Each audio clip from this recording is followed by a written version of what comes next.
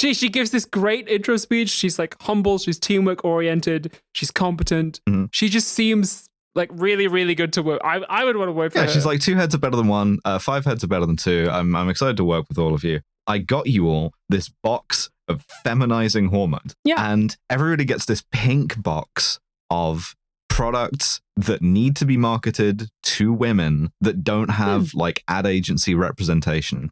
And she gives them a task, and she says it's supposed to be fun, and it actually is a really fun task. It's literally just take it home, see which of them like inspire you. You can do like one, you can do all of them, whatever, but like come back with something the next morning. Yeah, we'll do it as a little exercise. Yeah, it's a fun icebreaker. Come back by 8:30 tomorrow, and Malcolm's like, "Look, gotta come to work at 8:30." I'm like, "Motherfucker, you came in at 11 a.m. You son of a bitch."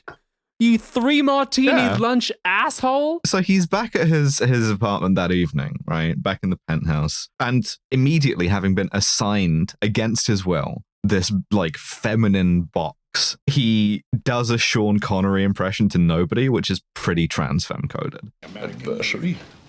Surely you mean adversary, old boy.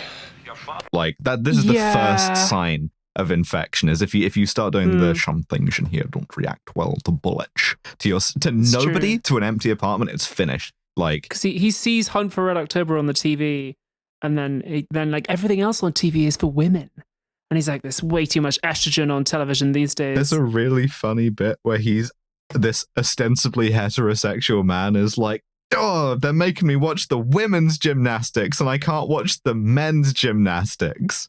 Yeah, that's it doesn't quite land. So again, this ostensibly heterosexual man is like, I know what I need to do to restore some masculinity to this situation. Oh, by the way, I do have a drop of There's way too much estrogen. Is I need to do a dance routine with myself to some Frank Sinatra. Yeah, and he puts some Frank Sinatra on. He's a bit drunk. I'm just gonna hit this drop now. I'm gay. He drinks Merlot, which like. Yeah, all right, whatever. Yeah, he has a big bottle of Merlot. Could you not afford a good one? I'm gay. And he sort of like, he looks at this box full of woman stuff. Apologies to Merlot drinkers. He tries to imagine himself as a woman for the first time. And when he does, the grin on his face at this line. Okay. I gotta think like a broad. All right. I'm a broad. And he thinks to himself, okay, well, how do I market this? Well, obviously with a hot woman. And 2 seconds later, many such cases, realizes, I'm a lesbian. So I saw the TV glow. Hoomst. Don't even need to see it. Watch the first 20 minutes of What Women Want. What Women Want. Yeah. Also, I just want to make a note at this point. This guy's fucking apartment. Oh. Man. This would be like hundreds of millions of dollars. It's so nice. I'm like, where do I get the apartment from What Women Want? This bathroom. He does something audacious, right? And this is like the first time we've seen any like real like intellectual curiosity or like talent at his job out of this, is he tries the stuff. He puts on the nail polish, he puts on the lipstick, he tries on the like Wonder Bra and the like tights. He waxes his legs, and we get a real kind of like 90s feminism, like pain-defined femininity thing where he like waxes his legs and he's like, Jesus, women are insane, but like so strong though. Who would do that more than once? Yeah. And as he's standing there in the stockings and he's like a bit drunk and he's doing his nails and waxing his legs, he's shirtless. Of course, Alex and Cameron walk in. I do a little cross-dressing. Yeah, and he's like, it's just a thing for work. He styles it out. Yeah, he actually does. Like, this leans heavily on the idea of like cross-dressing funny. And it's just not, is the thing. I mean, like, I'll take it over what it is now. Again, with the like soft edges, right? Like, this didn't offend me. It just didn't make me laugh. I was sitting there thinking, oh, that joke doesn't land as it like fires past me of being like, this guy's wearing like a bra and like pantyhose. And it's like, it's there. It's fine. Yeah. I guess I'm just like, yeah, cool. Yeah. Whatever you want, man. So he fucks around and he's sort of like, obviously Cameron, the like most obvious fuckboy, unsuitable, terrible boyfriend is like, okay, well. Great casting. Yeah, really good. Sleaze. And the daughter is like, I don't even know what to do with you. You don't listen to me. You don't even know my shitty boyfriend's name, right? And he's like, yeah, I do. It's probably like Justin or something. And in the course of trying to remember the name, there's a hairdryer in, and he slips on like some bath beads, very Showgirls actually. There is another Showgirls link in this, and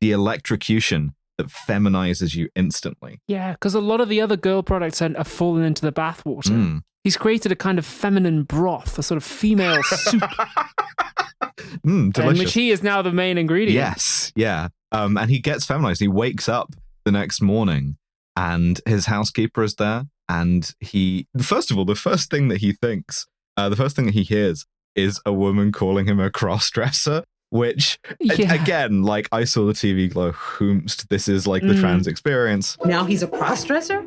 And she's kind of like giving him a hard time, he imagines. It's like, what's he done now? And he kind of like objects to this and then realizes that she's not talking, she's thinking. The feminine broth has made it so that he can hear women's thoughts. He's Professor X, brackets Mel Gibson. Professor XX, yeah.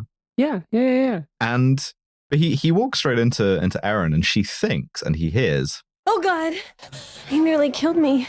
Too bad he missed. Which transgender women be like. Yeah. And he kind of clocks two things about her, three. He like clocks two things about her, that she's like suicidal, but also that she's funny. And every time from now on that he like hears her thoughts in passing, she's like thinking, I should kill myself, but in like a funny way. We take that, right? And then we go through the door into the office where his two cougars are waiting for him. And the joke there is that he can't hear their thoughts because they don't have any. Yeah, was that the joke? Because I couldn't decide whether this was... There's a funny turf read of this where they're both trans femme, but like...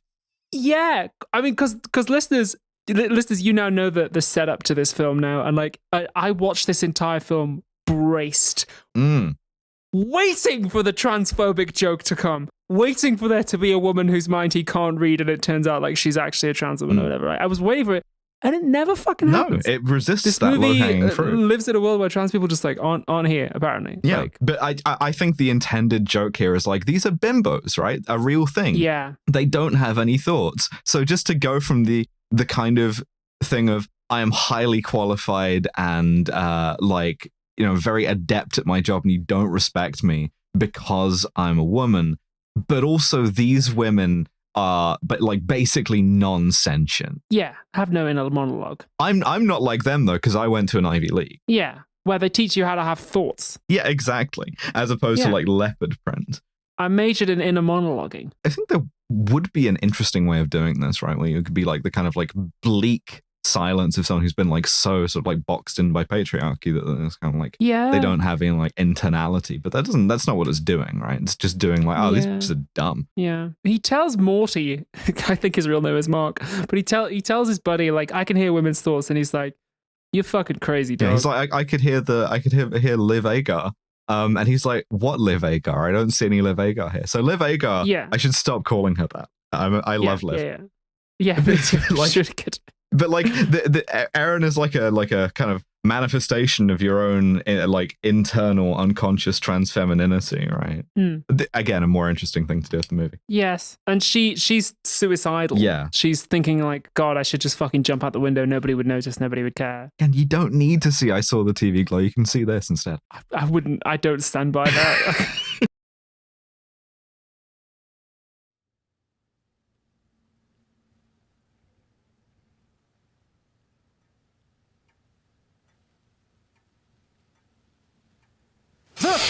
What women want. I had a horrible dream. I was in that movie.